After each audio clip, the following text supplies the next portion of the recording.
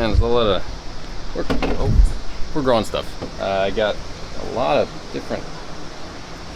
My roommates and I are growing tomatoes and a bunch of other things, which I don't remember off the top of my head. So, I was planning on vlogging out here, which I'll try to. Hopefully the cicadas quiet down a bit, but just wanted to say at the start of this video, you know, I'm becoming a minimalist for a couple of reasons. And the first was because, you know, I have issues with my ability to see color. They call it color blindness, apparently. And essentially, I was trying to figure out some different outfits for a 4th of July weekend, and I really couldn't because a lot of it was in the laundry, and I only knew that certain things that I had matched with each other, and I can't really tell besides like what I've been told. So I was like, man, I just want to get a bunch of gray shirts, a bunch of black shirts, and that's it. So now I have literally 12 shirts total, 5 black shirts, 5 gray shirts, just plain, and then a black shirt that has friends on it, and another black shirt that goes with everything else that's got a band on it. So I really wanted to try this out, and so far it's been pretty wonderful. So I can't really complain about anything besides the fact that, you know, it doesn't really get boring. I mean, maybe if people see me all the time and think it's boring, then that's their problem, because it's not really a problem for me. Time to run.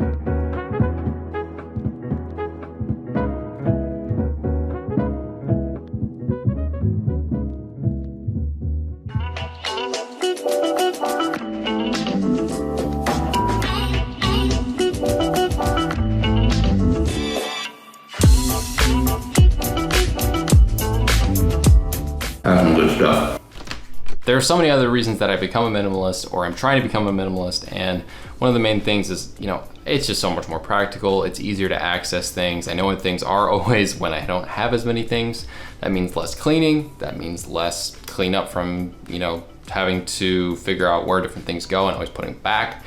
And then I have to make less decisions throughout the day on top of that, which gives me less decision fatigue. And if you know what decision fatigue is, I'll make a video on that at some point, but essentially it's when, by the end of the day, if you make a lot of decisions, the more decisions you make, the less effective those decisions are, because you've made so many and you only have so many good decisions essentially you can make in a day before you kind of get worn out.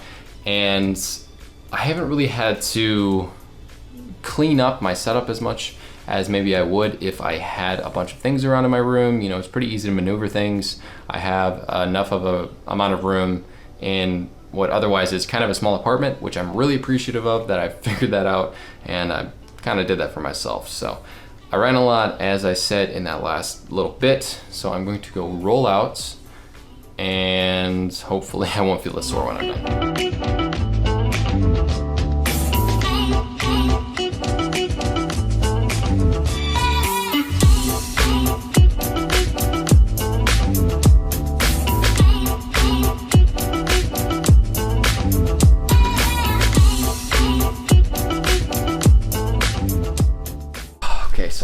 down on the bed again because that's going to be a shot from now on.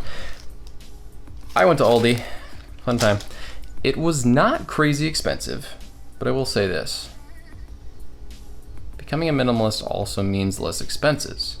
When you don't need to buy clothes all the time, or when you choose not to buy clothes all the time because you only have gray shirts, black shirts, or when you just don't want as many items, you end up buying less things. Therefore, less expenses, less random purchases.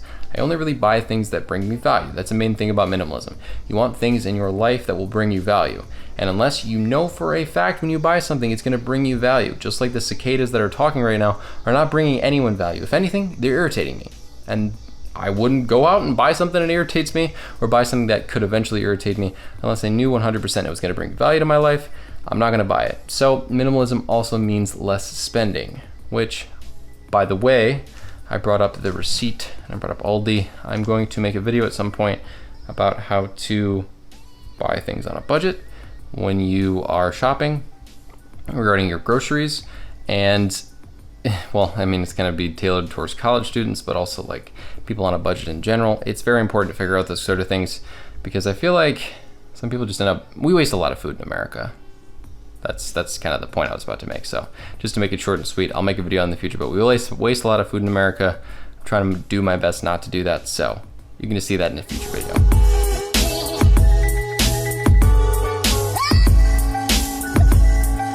So as you can see, my next 30-day challenge is in mid-swing. I won't quite tell you how I feel about meditation yet because, well, spoilers, and you're gonna have to watch the video to figure that out. But I'm meditating for 30 days, trying to do at least 10 minutes a day. And when I do that, it's different. I have never quite experienced that level of nothingness. Is that a word? Is that a phrase? People use that? Like, I haven't quite experienced that level of stoicism, or at least attempted to reach that level of stoicism. So hopefully you guys enjoy that when that video comes out eventually in the next couple weeks. I have a lot of 30-day challenges planned, but if anyone has any ideas for further ones that I should do, please let me know that in the comment section down below. Now I'm going to go work on something at my desk, some homework, productivity, yada yada, something, Notion, something.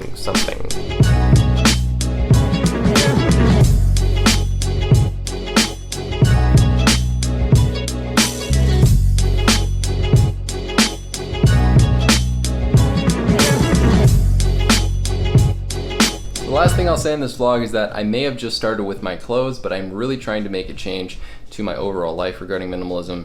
And it's not only in items or in physical objects, I'm trying to do it digitally as well. If anyone has the opportunity, read the book Digital Minimalism by Cal Newport.